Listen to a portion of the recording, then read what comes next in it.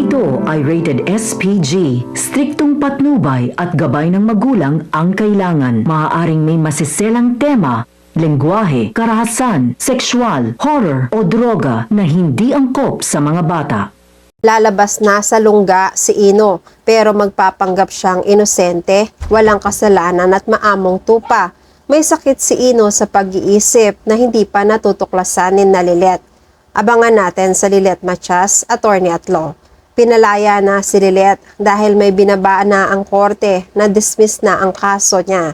Masaya ang lahat. Sinalubong si Lilet ni Tinang at pamilya Matias. Masaya rin si Ramir. Sinabi niya na naniniwala siya na hindi magtatagal ay makakalaya rin si Lilet dahil alam niyang mabuti ang puso nito. Ang mabuti ang puso ay mananalo sa kasinungalingan. Niyakap ni Ramir si Lilet. Habang magkayakap sila, dumating si Patricia na nakakotse pa. Sumilip siya para tanawin si Lilet. Napansin siya ni Lilet. Bago pa makita ng lahat si Patricia ay umalis na rin siya agad. Sa muling pag-uusap ni Eira at Attorney Renan, binalita ni Eira na na-dismiss na ang kaso ni Lilet dahil sa mga statement ni Marites at mga ebidensyang pinakita nito. Lumaya siya sa araw na ito. Nanalo si Lilet laban sa kanila. Hindi naman nasaktan si Attorney Renan dahil hindi naman siya naging attorney ni Eira para talunin lang si Lilet sa korte, kundi ang matuklasan kung sino talaga ang tunay na suspect sa kaso ni Attorney Mir. Kalmadong nagsalita si Attorney Renan. Kung hindi si Lilet, kailangan natin mag-focus sa totoong suspect. By the way, andyan lang siya pagala-gala. Pero may duda si Eira sa mga naging statement ni Evelyn. Pero ano yung mga sinabi ni Evelyn? Ibig sabihin, totoo ang sinabi ni Lilet na nagsisinungaling lang si Evelyn? Ano ang nakita ni Evelyn? Bakit si Lilet ang naging suspect niya at siya ang tinuturo ni Evelyn? Napapailing si Attorney Renan. What if someone told her to do it? Paano kung dahil sa pera, napilitan si Evelyn na ituro si Lilet? Posible yon at nangyayari yan sa totoong buhay. Napapaisip si Eira, palaisipan sa kanya kung sino ang nag-utos kay Evelyn at ano ang dahilan nito para si Lilet ang ituro niyang suspect. Sa kabilang banda, may kausap si Evelyn sa kabilang linya ng telepono. Mukhang may konti silang hindi na pagkakasunduan. Siya ang nag-utos kay Evelyn na si Lilet ang ituro bilang suspect ni Attorney Mir. Si Lilet din ang dinidiin kapalit ng malaking halaga ng pera pagkatapos nito ay magtatago siya. Pero nagrereklamo si Evelyn dahil mukhang hindi tutupad sa usapan nila ang taong kausap niya. Pinipilit pa rin ni Evelyn na ibigay ang halagang napag-usapan nila at nangangako si Evelyn na magpapakalayo-layo siya. Samantala sa pagtatago ni Ino, hindi pa rin niya maiwasan na manood at makibalita tungkol sa mga nangyayari sa labas. Lalo pa ngayon na nalaman niya mula sa mami niya na suspect na siya sa pagkamatay ni Attorney Mir. Nabigla si Ino dahil sa naging usap-usapan na si Ino ang suspect. Nakarating ito kay Cyrene. Si Cyrene ang panibagong biktima niya pagkatapos ni Trixie. Si Cyrene dapat ang magsasampa ng kaso kay Ino. Si Cyrene ang tutulungan dapat ni Attorney Mir bago pa siya mamatay. Ito na ang pagkakataon ni Cyrene na makasuhan si Ino. May hinala si Cyrene na dahil sa kaso niya na hawak ni Attorney Mir ang dahilan kung bakit nawala ng buhay si Attorney.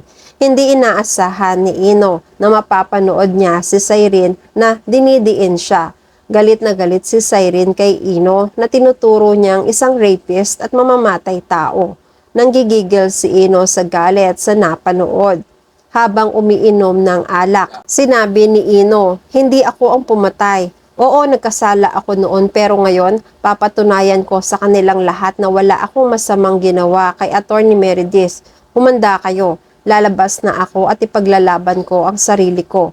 Samantala, sa bahay ni Tinang, masaya silang nagbibiruan at nagkukwentuhan tungkol sa masasayang nakaraan nila para makarelate si Lilet sa mga pinag-uusapan dahil nalipasan niya ito nung nasa kulungan pa siya. Maya-maya ay dumating si Patricia. Sumunod pala siya kina Lilet. Nagulat ang lahat lalo na sina Tinang at Lilet dahil kilala nila si Patricia na palaging gulo na lang ang dala nito. Nagsalita si Tinang, "Anong ginagawa mo dito? Kung manggugulo ka, umalis ka na lang dahil ngayon pa lang kami magkakasama ulit ni Lilet." Ganon rin si Ramir. Inawat ni Lilet si Tinang at ang tatay Ramir niya. Pero kalmado si Patricia. Nakatitig siya sa lahat hanggang kausapin na niya si Lilet. "Wala akong balak na manggulo. Andito ako para batiin ka sa paglaya mo. Hindi man ka panipaniwala pero yun ang totoo." Hindi naman maintindihan ni Lilet ang biglaang pagiging mabait ni Patricia. Pero nakatitig lang siya. Pinaringgan ni Lilet si Patricia. Sabi ni Lilet, "Oo, nakalaya na ako. Pero hahanapin ko ang tunay na pumatay sa nanay ko. Malay namin nasa tabi-tabi lang siya o kaya kausap ko na pala." Tumanggi si Patricia. Sinabi niya na hindi niya magagawa yon. Ayaw siyang tanggapin ng mga tao sa loob. Pinaaalis na lang siyang pilit hanggang tuluyan na ngang umalis si Patricia. Samantala, paninindigan ni Ino ang sinabi niya na lalabas na siya para patunayan sa lahat na wala siyang kasalanan. Isang gabi, inabangan niya si Lilet sa pag-uwi nito. Nagtatago siya sa kotse niya. Nung makita ni Ino si Lilet, hinila niya ang kamay ni Lilet para kausapin. Alam ni Lilet na si Ino ang pumatay sa nanay niya. Kaya ang unang reaksyon niya ay magalit kay Ino. "Ino, bakit ka narito? Anong gagawin mo? Papatayin mo rin ba ako kagaya ng ginawa mo sa nanay ko?"